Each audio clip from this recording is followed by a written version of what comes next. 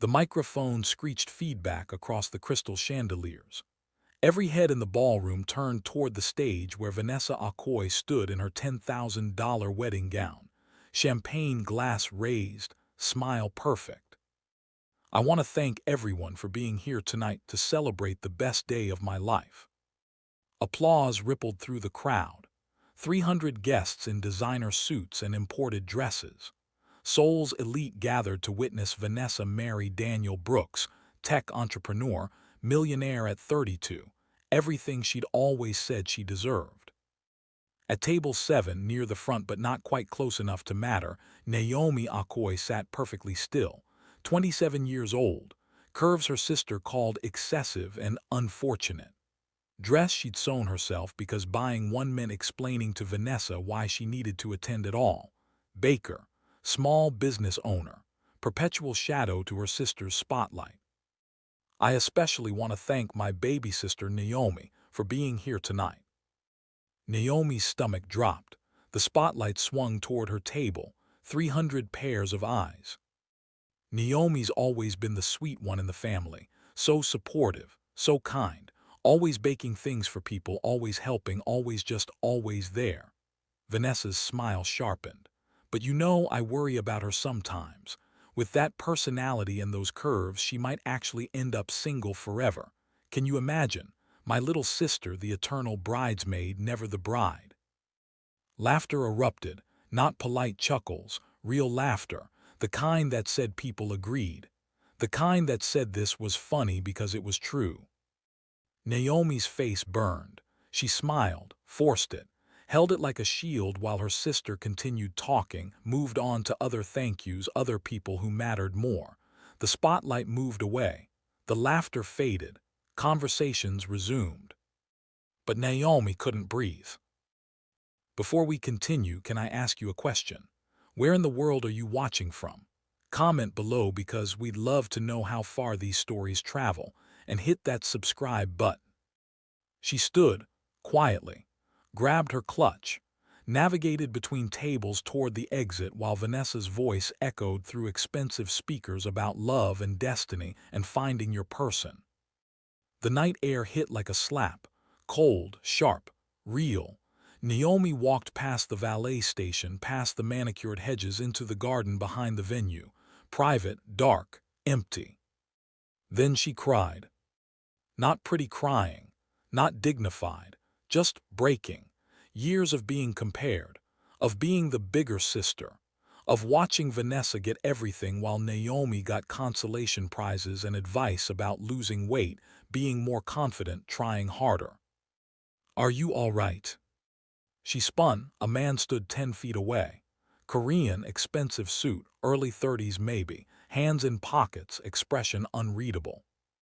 I'm fine, sorry, I didn't mean to, I'm fine. You're crying in a garden at a wedding. That's the opposite of fine. I just needed air. The room was hot. I'm fine, really. He moved closer. I was in that room. It wasn't hot. It was cruel. What? Your sister, what she said. That was cruel, not funny, cruel. Naomi wiped her face.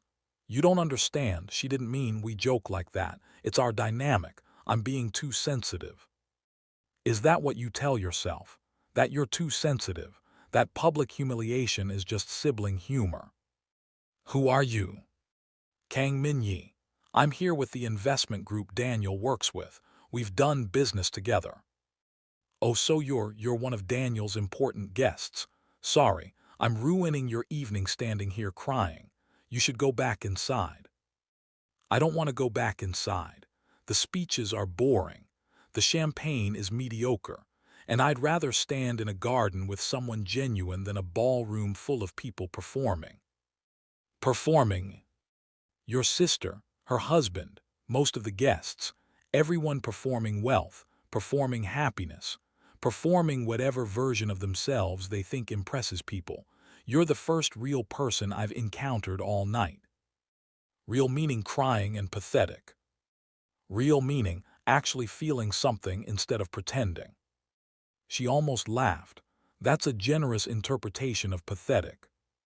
It's an accurate interpretation of honest. He paused. What she said about you, about ending up single, do you believe that? Does it matter what I believe? The room laughed. 300 people agreed with her assessment. 300 people laughed because humans are cowards. Laughter is easier than confronting cruelty. That doesn't make them right. And what makes you right? You don't know me, don't know my sister, don't know our history. Maybe she's right. Maybe I am destined to be single. Maybe. I would marry you. Silence, garden fountain burbling, distant music from the ballroom. Her heart suddenly very loud. What? I would marry you, right now today if you asked me. You don't even know me. I know you stood up and left instead of sitting through your own humiliation. I know you're crying because you have feelings worth protecting. I know you sewed that dress yourself. How did you? The stitching is hand done, professional quality but personal. Store dresses don't have that kind of care, and I know, he stepped closer. I know you've spent your whole life being told you're not enough, not thin enough, not impressive enough, not worthy of the spotlight your sister demands. And I'm telling you that every person who told you that was wrong. You don't know that. Yes, I do, because I've spent 35 years surrounded by people like your sister, beautiful, polished, performing, and I can spot real from 300 feet away. You're real. That's rarer than beauty, rarer than success, rarer than anything that room full of people has. This is insane. You can't just, you can't just tell someone you'd marry them based on watching them cry for 5 minutes. Why not? Your sister married a man because he's successful and matches her image. Most people marry for reasons far less important than recognizing authenticity. I'd rather marry someone genuine than someone impressive. I'm not looking for marriage. I'm not looking for anything. I'm just trying to survive my sister's wedding without completely falling apart. Then let me help with that. How? Come back inside with me. Absolutely not. I can't go back in there. Everyone saw, everyone heard. Exactly. Everyone heard your sister humiliate you. Now let them see you walk in with me. Let them wonder. Let them question their laughter. That's revenge. I don't want revenge. It's not revenge, it's justice. There's a difference. Revenge would be humiliating her. Justice is simply refusing to accept humiliation. Why do you care? Why does this matter to you? He was quiet for a moment. Because I've watched people like your sister my entire life. People who use cruelty to elevate themselves. People who mock others to feel superior. And I'm tired of watching them win. I'm tired of people like you accepting that you deserve less. People like me. Genuine people, kind people, people who feel things instead of performing them. You shouldn't be hiding in a garden. You should be in that ballroom being celebrated. And since your family won't do it, I will. You don't even know if I'm kind. Maybe I'm terrible. Maybe my sister is right about me. Are you terrible? No, but... Then she's wrong. And everyone who laughed is wrong. And you standing here trying to convince me you deserve humiliation is wrong. Come back inside with me, please. And if I say no, then I'll stay here with you until you're ready to go home. But I won't let you stand here alone believing you deserved what happened. She looked at him, really looked, past the expensive suit, past the confident posture, saw something she recognized, loneliness. The kind that came from being surrounded by people and understood by none. Okay, she said quietly. Okay, but just for a few minutes, just so I don't look like I ran away crying. You didn't run away crying. You strategically retreated to process an emotional assault. There's a difference. Despite everything, she smiled. You're very good with words. I negotiate billion-dollar deals. Words are my business. And this is what a charity case, making the sad fat girl feel better. His expression hardened. Don't do that. Don't put words in my mouth. I didn't call you sad. I didn't call you fat. I said you're genuine, real, worth defending. If you can't accept that, fine. but don't twist my words into something cruel. Sorry, I'm not good at accepting compliments. I noticed, we'll work on that, ready. No, but let's go anyway. They walked back toward the ballroom. The music was louder now. Dancing had started. Vanessa held court on the dance floor with Daniel, both of them perfect and synchronized, and exactly what wedding photographers loved. Min-Jae opened the door. Every eye in the vicinity turned. Whispers started immediately. Who was that man? Why was he with Naomi? Wasn't he that CEO, the important investor? What was he doing with the sister who'd just been publicly mocked? Naomi felt the weight of attention, started to pull back. Min-Jae's hand found the small of her back, gentle, grounding. Breathe, he said quietly. You belong here more than half these people. They walked to the bar. Min-Jae ordered champagne, real champagne, not the mediocre house brand being passed around, something expensive that made the bartender's eyes widen. Vanessa noticed, of course she noticed. Her smile faltered mid-spin. She said something to Daniel. He looked over, frowned slightly. She's watching, Naomi said. Good, let her watch. This is going to make things worse. She's going to think I'm trying to upstage her wedding.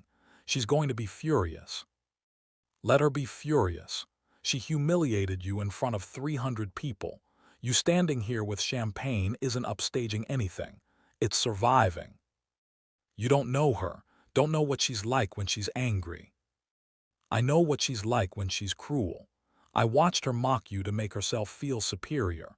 I don't care how she reacts to you refusing to stay hidden. The champagne arrived, perfect, cold, expensive bubbles against crystal. To authenticity, Min-Jae said, raising his glass. The rarest quality in any room. Naomi raised hers. To strangers who rescue people from gardens. To women brave enough to accept rescue. They drank. The champagne was perfect. Everything Naomi had never let herself have because it seemed wasteful, excessive, too much for someone like her. Naomi. She turned. Vanessa stood there, still in her wedding gown, still perfect, but something tight around her eyes. Van, hi, beautiful ceremony, really beautiful. What are you doing? Having champagne, celebrating your wedding, isn't that what guests do? You ran off crying 20 minutes ago. Now you're here with... Vanessa's eyes cut to Min-Jae. Recognition flashed. With Mr. Kang. Daniel's been trying to network with you all evening. Has he? Min-Jae's tone was flat, uninterested. Yes, he wanted to discuss the Seoul expansion project. He's been hopping to connect. I'm occupied at the moment, perhaps another time. Vanessa's smile strained. Of course, I didn't mean to interrupt. Naomi, can I talk to you, privately? I'd rather not. Excuse me. I'd rather not talk privately. Whatever you need to say it here. Naomi, warning in her voice now. Don't be difficult, I'm trying to.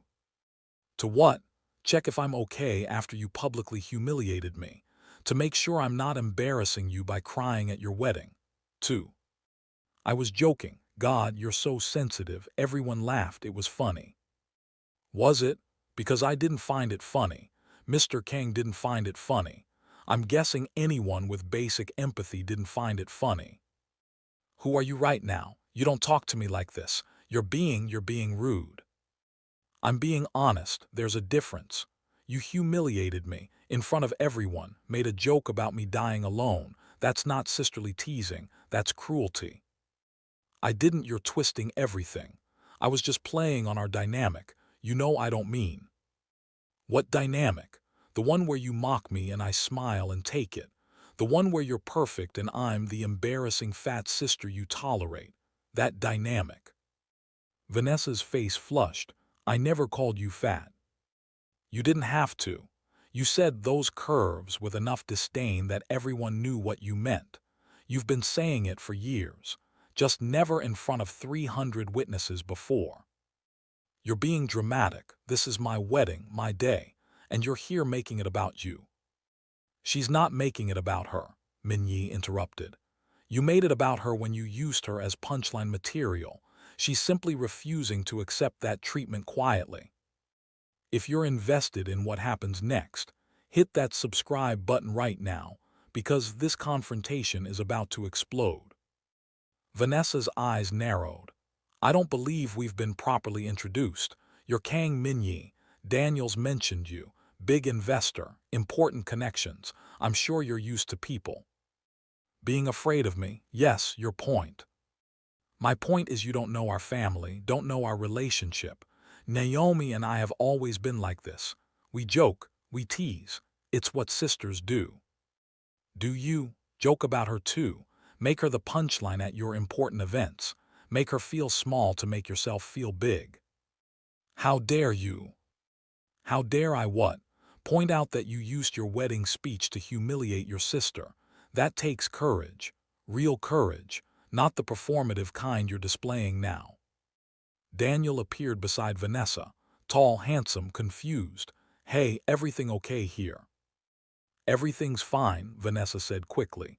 Just talking to Naomi. Mr. Kang was just defending your sister-in-law from public humiliation, which someone should have done 30 minutes ago. Daniel looked between them. I'm not what's happening. Your wife, Min-Jae said calmly, used her wedding speech to mock Naomi, made a joke about her dying alone. 300 people laughed. I'm simply making sure she knows that some of us didn't find it funny. Oh, that, Van, I thought we talked about. It was a joke, baby, just a joke. She knows I didn't mean. Did you apologize? Min-Jae asked. When Naomi left crying, did you follow her, apologize, check if she was okay? Vanessa's silence was answer enough. That's what I thought, so here's what's going to happen. You're going to apologize genuinely, without qualifications, without explaining how Naomi's too sensitive. Just apologize. You can't tell me what to do at my own wedding. I'm not telling you, I'm suggesting. As someone who watched you be needlessly cruel to someone who's only ever supported you, apologize, or I walk out. And when Daniel asks me about the soul expansion next week, I'll remember this moment. I'll remember how his wife treats family, and I'll make my investment decisions accordingly. You're threatening me. I'm explaining consequences. There's a difference. Daniel touched Vanessa's arm. Van, just apologize, make this right, please. She looked at him, at Min-Jae, at the growing crowd of guests pretending not to listen, at Naomi standing there with champagne and evidence that someone important had chosen to stand with her. Fine, Naomi, I'm sorry if you felt hurt by what I said. I was just trying to be funny, and obviously the joke didn't land the way I. That's not an apology, Min-Jae said. That's a deflection, try again. Vanessa's jaw clenched. I'm sorry, Naomi. What I said was cruel. I shouldn't have used your personal life as material for my speech. It was wrong. Silence.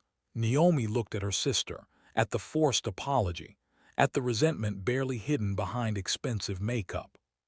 Thank you, Naomi said quietly. I appreciate that. Good. Now can we please move past this and enjoy the rest of the... I'm leaving, Naomi said. I came, I supported you. I watched you marry someone you love, and I was publicly humiliated for my trouble. I think I've fulfilled my sisterly obligations. You can't leave. The reception just started. People will talk. They're already talking about the speech, about me crying, about Mr. Kang standing here defending me. My leaving or staying won't change that, but staying will mean enduring more whispers, more pitying looks, more people wondering if you were right about me. So I'm leaving. Congratulations on your wedding. I hope you're very happy. She set down her champagne, started toward the exit. Min-Jae fell into step beside her. You're leaving too, Vanessa's voice rose. Daniel needs to talk to you about. Email my office. Schedule a meeting.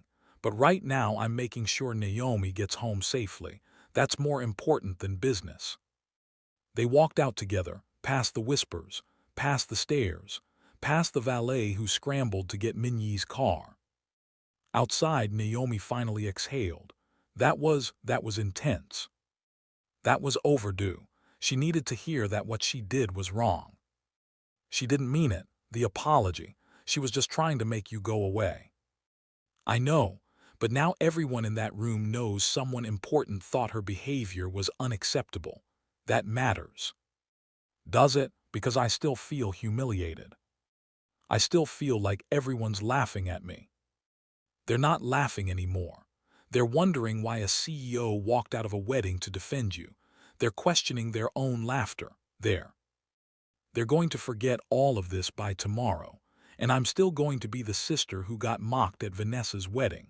That's the story that'll stick. No, the story that'll stick is the sister who walked out with dignity, the sister who had someone powerful defend her, the sister who refused to accept humiliation quietly. That's the story. His car arrived, black, expensive, driver waiting. Where can I take you? I can get a cab, you don't have to. Where can I take you, Naomi? She gave him her address. Small apartment in a less expensive neighborhood. The kind of place people like Min-Jae probably never visited. They drove in silence, Seoul lights blurring past tinted windows, distance growing between her and the worst night of her life. Can I ask you something? Naomi said finally. Anything. Why did you really do that? Why defend someone you don't know? Why risk your business relationship with Daniel? Why care? He was quiet for a long moment. I had a sister, younger than me, sweet, kind, always trying to make everyone happy. He stopped. She struggled with her weight, with feeling like she wasn't good enough. Our family wasn't kind about it, said things they thought were helpful, encouraging, but really they were just cruel, and she internalized it, believed them, started to think she didn't deserve love, didn't deserve happiness, didn't deserve. His voice caught. She died 5 years ago. Eating disorder, complications. She was 23. Oh my God, I'm so sorry I didn't. I watched her destroy herself because people who were supposed to love her made her feel worthless. So when I see someone being treated the way she was treated, I can't just watch. I have to do something. Even if it's just standing with them so they know someone sees them. Someone values them. Someone, he stopped. Someone thinks they deserve better. That's why you said you'd marry me, in the garden. You weren't being romantic. You were honoring her memory. Partially, but I also meant it. You deserve someone who sees your worth, who values your kindness, who doesn't make you feel like you need to be smaller physically or emotionally to deserve love. And if I can help you believe that even for one night, then maybe I've done something that matters. They pulled up outside her building, small, old, paint peeling slightly, nothing like his world. Thank you, Naomi said, for tonight, for defending me, for foreseeing me. You're welcome, and Naomi. Yes. What your sister said, about you ending up single, that's not prophecy, that's projection. She sees her own insecurities and puts them on you. Don't let her define your worth. That's easier said than believed. I know, but try anyway. You're worth the effort. She got out, walked to her building, turned back. He was still there, watching, making sure she got inside safely. For the first time in years, Naomi Okoye let herself believe that maybe she was worth defending. Inside his car, Min-Jae sat for a moment before driving away, thinking about his sister, about Naomi, about all the people destroyed by others' cruelty and their own internalized belief that they deserved it. He pulled out his phone, called his assistant. Sir, it's quite late. I need information on Vanessa Okoye and Daniel Brooks, everything, business dealings, financial situations, connections. I want to know everything about them. May I ask why? Because I'm going to make sure they understand that hurting people has consequences, professional consequences. Understood. I'll have the report by morning. Good, and one more thing. Find out about Naomi Okoye's bakery business. What she needs. What would help her succeed. I want to know her situation. Are we investing in small bakeries now? We're investing in people worth supporting. Get me the information. He hung up, drove through Seoul thinking about justice and revenge and the thin line between them, about his sister who died believing she wasn't enough, about Naomi who was on the same path. Not on his watch, not this time. 2 weeks passed. Naomi buried herself in work, baked, delivered orders, avoided Vanessa's calls, ignored the family group chat where her mother kept asking what had happened at the wedding. Why had she left early? Why had she upset Vanessa on her special day? Because of course it was Naomi's fault, always was. Her phone rang, unknown number. Hello? Naomi Okoye. This is Park Jaewon from Seoul Business Magazine. We'd like to feature your bakery in our spotlight on emerging local businesses. Would you be available for an interview? I'm sorry, what? There must be a mistake. I'm just a small operation, I don't. We've received a recommendation from a prominent investor, Kang Min-Jae. He suggested your business deserves recognition. We'd love to discuss featuring you in next month's issue. Naomi's heart stopped. He recommended me. Yes, quite enthusiastically. Said your work is exceptional and deserves wider attention. So, would you be interested? Yes, I'd be interested. Wonderful, I'll email you the details. Looking forward to meeting you. She hung up, stared at her phone. Min-Jae, 2 weeks of silence and then this. A magazine feature, real publicity, the kind that could change everything for her business. Her phone buzzed, text from unknown number. Thought you might enjoy some recognition. You deserve it. MJ. She stared at the message, typed, deleted, typed again. Thank you, you didn't have to do this. I know, but I wanted to. Coffee sometime. Would like to hear how the interview goes. Okay, when? Tomorrow, 2 p.m. I'll send you the address. Okay. The next day, Naomi stood outside an expensive cafe in Gangnam, the kind of place where coffee cost more than she usually spent on lunch. She almost turned around, almost left. Then she saw him through the window, Min-Jae, in a suit, reading something on his phone, looking exactly like someone who belonged in places like this. She didn't belong here.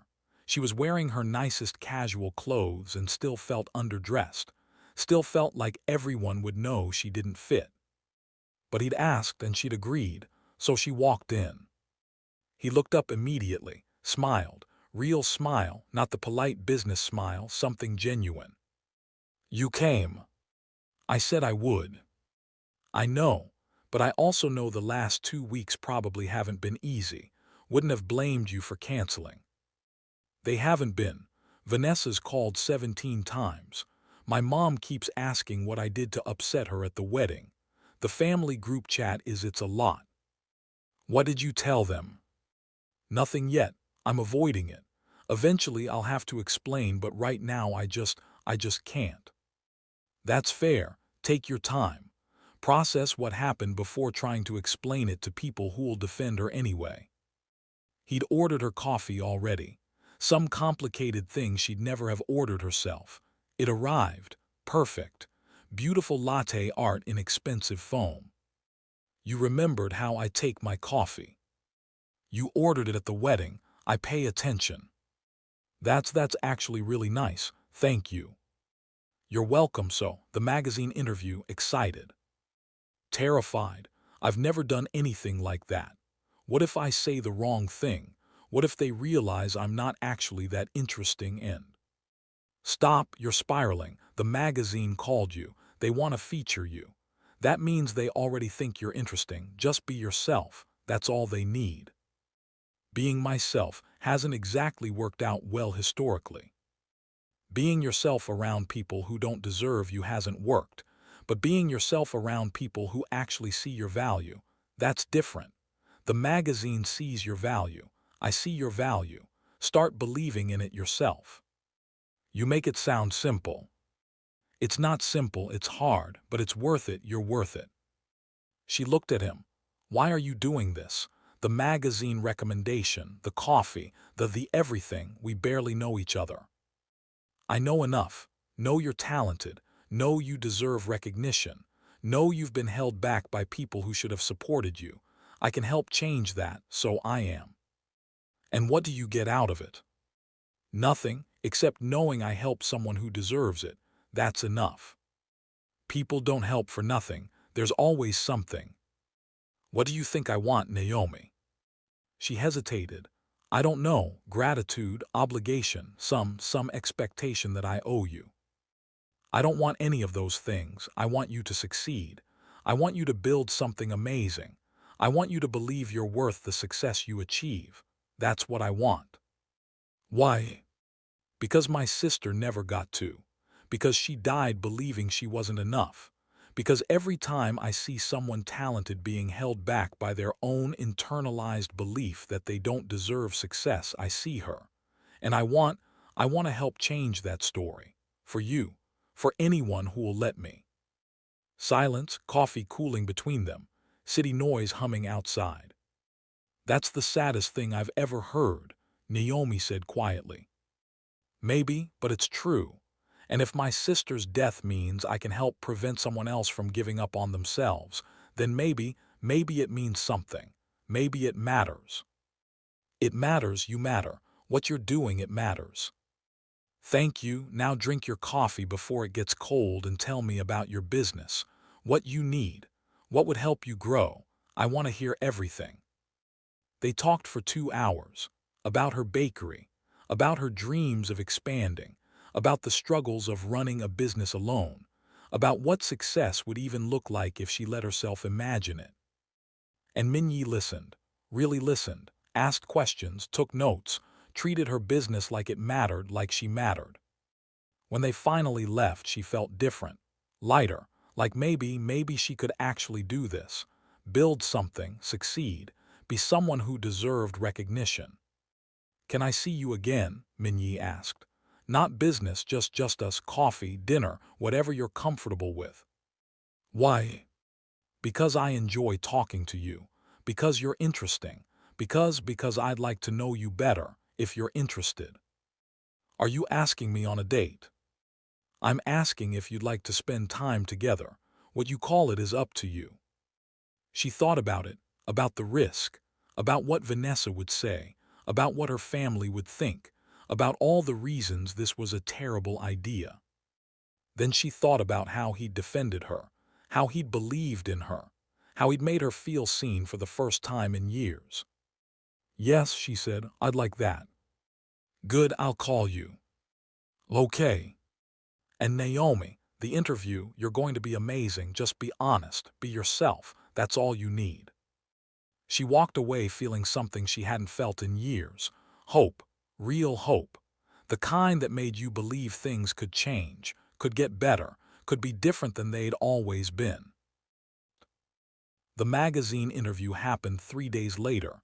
Naomi wore her best dress, practiced answers, prepared to be professional, prepared to be interesting.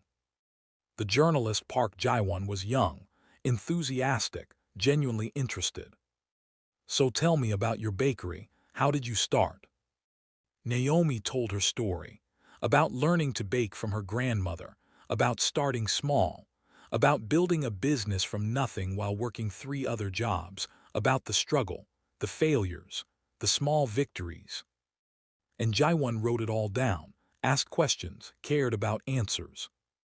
This is great material, really compelling, but I have to ask, Kang Min-Jae recommended you. How do you know him? We met at my sister's wedding. He was a guest. And he decided to recommend your bakery. He tried my desserts, said they deserved recognition, offered to help. That's unusual for him. He's not known for mentoring small businesses. Must have really impressed him. I guess so. Are you two? We're friends, that's all. Friends, okay, good to know. But Jae-won's expression said she didn't quite believe it, said she thought there was more to the story. The article published 2 weeks later, front page of the small business section, beautiful photos of her bakery, quotes about her journey, her grandmother's recipes, her dreams.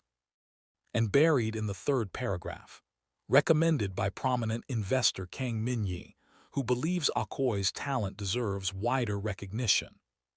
Her phone exploded. Orders, interview requests, people wanting to feature her on blogs and newsletters, on social media. And Vanessa, calling, texting, demanding to know what was happening. Why is your bakery in Seoul Business Magazine? Why does it mention Min-Jae? What did you do at my wedding? Call me now. Naomi ignored them all, focused on work, on orders, on the fact that her business was suddenly thriving in ways she'd never imagined. Min-Jae called instead of texting. Congratulations, the article is excellent, you should be proud. Thank you for everything, this is life-changing. You earned it, the article just helped people notice what was already excellent. My sister is furious, she's been calling non-stop. I imagine she is. Wants to know why someone important is paying attention to you instead of her.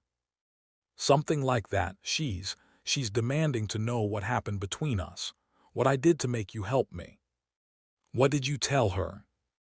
Nothing, I'm avoiding her calls, but eventually I'll have to talk to her, have to explain. What will you say? The truth, that you believed in me, that you helped my business, that she stopped, that you saw me as someone worth investing in. That's exactly right, and Naomi. Yes. Dinner this weekend, somewhere nice. Let me take you somewhere that celebrates your success properly. That sounds like a date. It is a date, if you're interested. Yes, I'm interested. Good, I'll pick you up Saturday at 7. Okay. And Naomi, wear whatever makes you feel powerful, not what you think I expect, not what impresses other people, whatever makes you feel like the successful business owner you are. Okay, I'll try. Saturday came. Naomi wore a dress she'd been too afraid to wear before, bold color, form-fitting, showing her curves instead of hiding them. She looked in the mirror and almost changed. Then she remembered Min-Jae's words, whatever makes you feel powerful.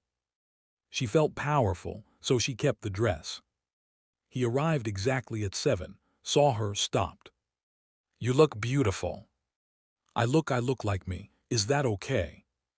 It's perfect, you're perfect, ready. They drove to a restaurant she'd only seen in magazines, the kind of place where reservations took months, where every dish was art, where people like her never went. I can't afford. You're not paying. This is my celebration of your success. Let me do this. This is too much. This is exactly enough. You deserve to be celebrated. Let me celebrate you.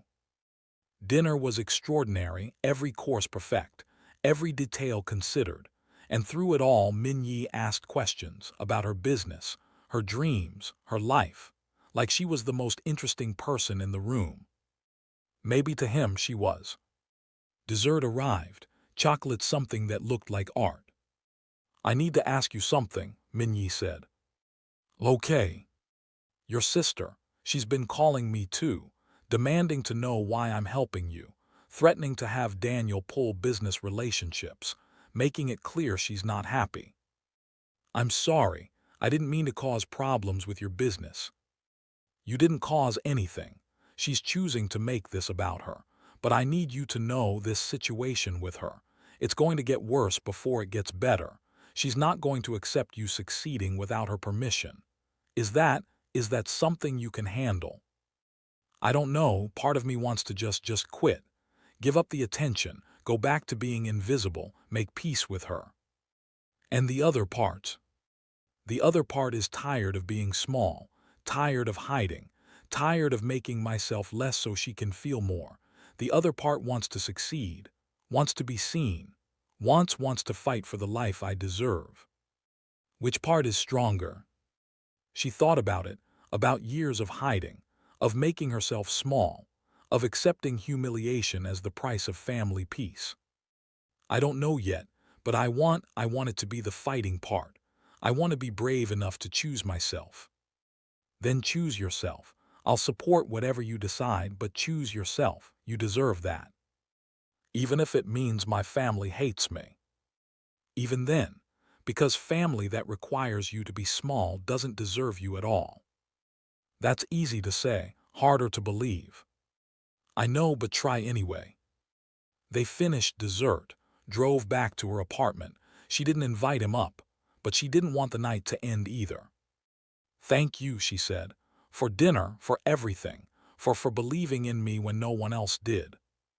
You're welcome, and Naomi.